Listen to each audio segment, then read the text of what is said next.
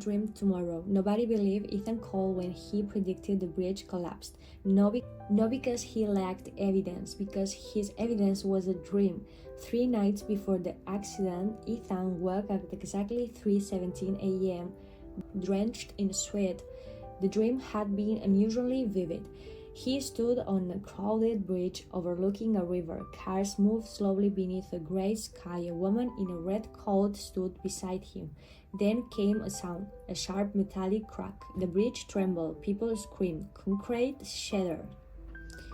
And within seconds, the entire structure collapsed into the water below. Ethan remembered every detail. The color of the clouds, the license plate of a passing truck, the exact time displayed on a digital billboard nearby. When he woke, his heart pounded as he had truly lived through it. He tried to dismiss it. Dreams were dreams, nothing more.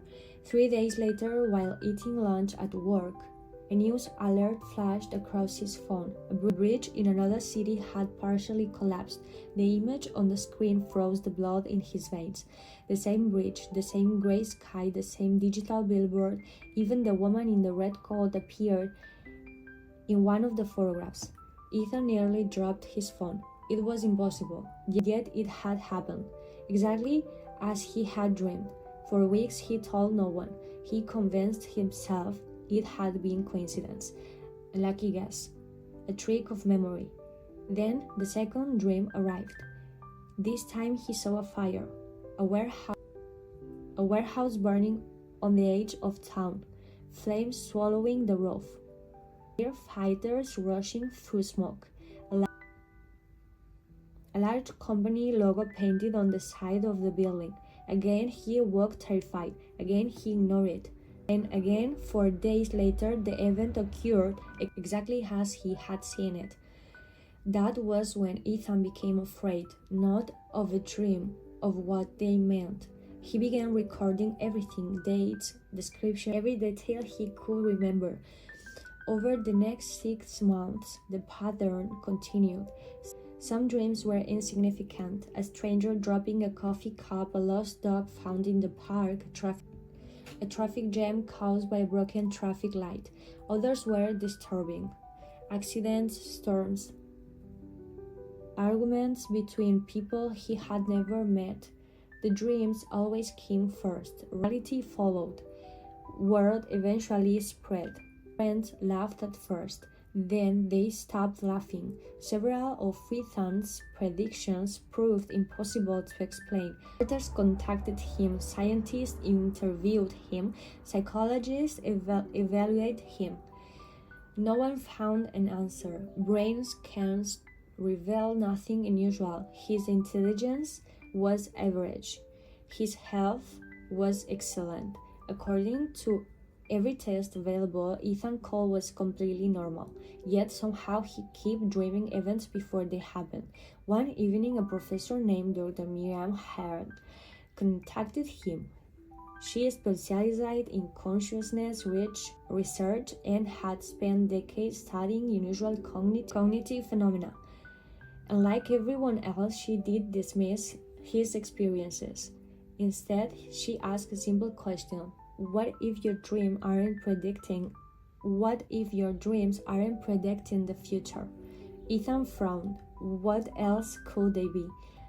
She leaned forward. What if your subconscious mind is seeing information your conscious mind cannot? The idea sounded absurd, yet Dr. Hart continued. Your conscious awareness processes only a tiny fraction of the information your brain receives every second.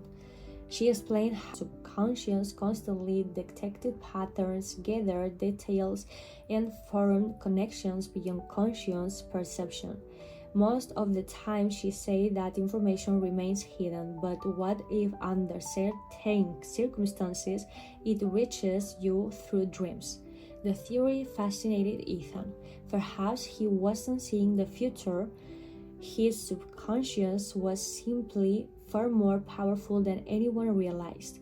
For a while, that explanation comforted him. Then came the final dream, the one that changed everything. It began in darkness, no bridge, no fire, no familiar setting.